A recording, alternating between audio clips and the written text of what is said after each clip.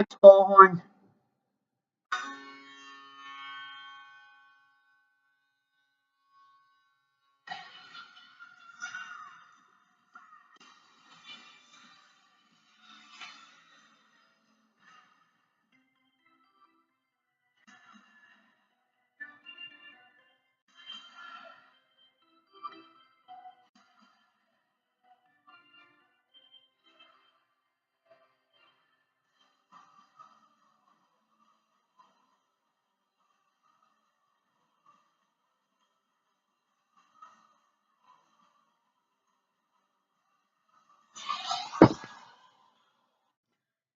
And those were the two goal horns for the Columbus Blue Jackets.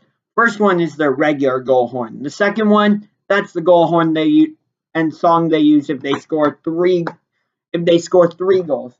After that, I think they just go back to regular. But Blue Jackets fans will be hearing that a lot. Hopefully, at least. That's because, hang on one second. That's because after the Blue Jackets defeated the New Jersey Devils, I believe that game was on Sunday. Let me double check on that.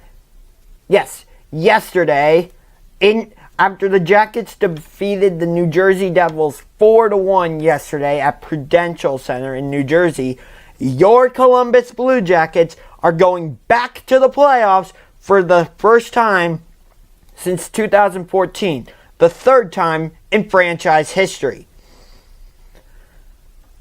But the Jackets can't take their foot off the pedal now since they clinched since they got a clinched a playoff berth. I think they still need to try and win this Metropolitan Division. Right now, I believe they are tied for first in the division with Washington. Let's see here. Yes, they are tied. They are pretty much tied with the Washington Capitals for first place in the division. Washington's record is 46-17 and 8 OT losses. Jackets are 47-18 and 6 OT losses. So I think that's why Washington leads the division. But when they play each other, these two teams play each other. Let's see here. Let's see. It is March 20th.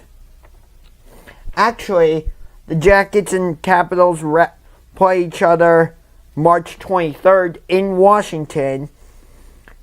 And then April 2nd in Columbus. So those two games could help decide the division. Potentially. I believe right now the Jackets are winning the season series against Washington. Let me check. Let me check on that super quick.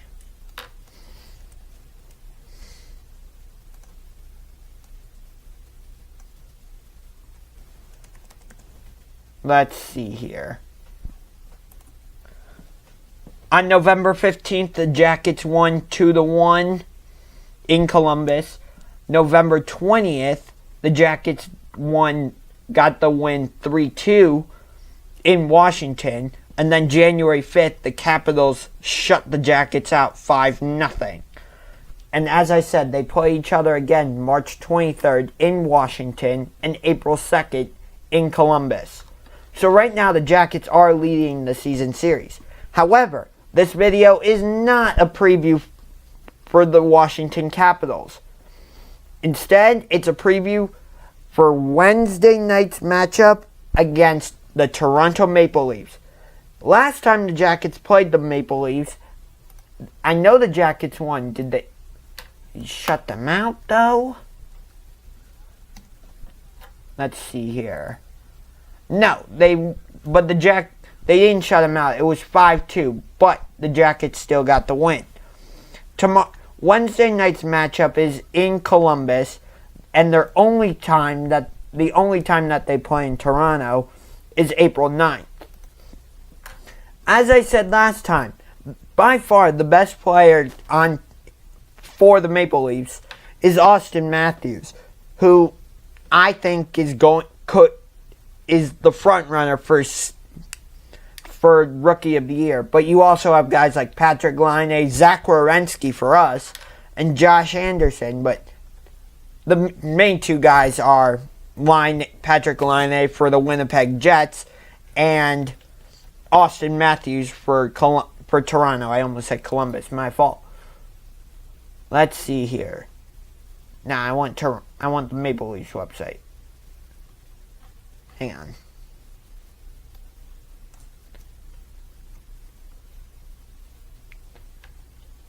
Here we go. TorontoMapleLeafs.com or NHL.com/Maple Leafs. That's better. But let's see here. Austin Matthews is their top guy. He's a goal-scoring machine. He really does remind me of Sidney Crosby, but do I think he can get to the level of Sidney Crosby? Yes. But right now, no. Through 70 games, Matthews has 32 goals, 24 assists. That's insane. Those are insane numbers. I mean, the guy just is a all-around playmaker. He's a goal scorer first. I will say that. But he is an all-around playmaker. And Toronto has other guys who are just like that. Although some of the guys who are playmakers rely more on assists. Like Mitch Marner. Or Nazem Kadri. I don't know if I'm saying his last name right. And he was the guy that scored both goals for Toronto last time these two teams played. But I'm not saying the Blue Jackets should focus all of their attention on just him, because otherwise Austin Matthews is just going to have himself a party. A goal-scoring party, that is. So, I'm not saying that. But I am saying they should pay more attention to him. But of course, you don't want to... What's the word I'm looking for? Never mind. You don't want to target only him because, like I said, other guys will beat you. Like Mitch Marner, Austin Matthews. Kadri has 28 goals, 23 assists. So, like I said, he's a total goal scorer. Mitch Marner, Josh Levo, Zach Hyman can even do damage if you let him. But their main two guys are Marner and Matthews. Marner is a playmaker. He only has 17 goals, but that's not to take anything away from him. But he has 36 assists. So to me, he's much more of an assist guy than a goal scorer. But there's nothing wrong with that. How else is the team going to score? I mean, granted, you have fast breaks, but, it's more common that a guy gets an assist. But on to our team, the Columbus Blue Jackets. Oliver Bjorkstrand has done fantastic since coming up for the Blue Jackets. He has 6 goals and 5 assists. Again, not great numbers, but that's because he's young. If he stays up with the Jackets and is able to really develop his game, I think he can become a more dangerous player. Like I said, he did really well with the Monsters, and I can't wait to see what other young players the Monsters can deliver for the Blue Jackets.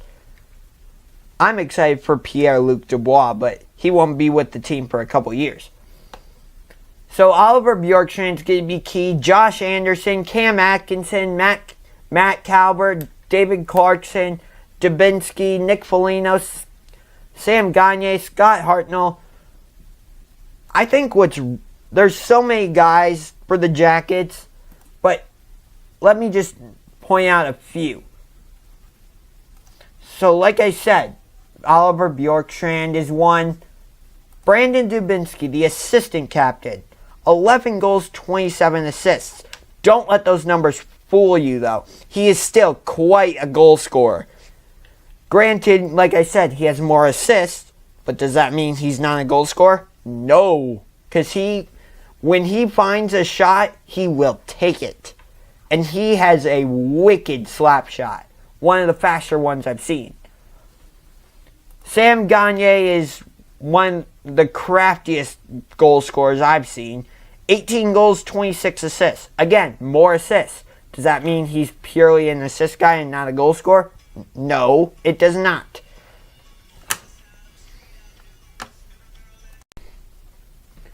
So, as I was saying, I believe I was talking about... Sam Gagne. He's one of the craftiest goal scorers I've ever seen. And he sets up his teammates really well. Like I said, even though he has more assists than goals, he's still one of the best goal scorers, I think. Nick Foligno, the captain of this team, he's the biggest playmaker for the Jackets. 24 goals, 24 assists. Just an all-around fantastic player. Sets up guys when he needs to, looks for his own shot when he feels he has it. He's just one of the more balanced guys I've seen. But the one guy who I think has really helped the Jackets in their success this season is Zach Werenski. Drafted by the Blue Jackets in the 2015 draft, 8th overall from the University of Michigan. He has 11 goals and 35 assists. But some of his goals are absolutely fantastic. Him and a bunch of the other guys in the NHL, like I said, Austin Matthews, Werenski, Anderson, Laine, Noah Hannafin, Connor McDavid. It's incredible how the NHL is just getting this wave of young talent, and they are making some of these guys are making huge differences on their team, and I mean that in a positive way. And Werenski's definitely one of those guys.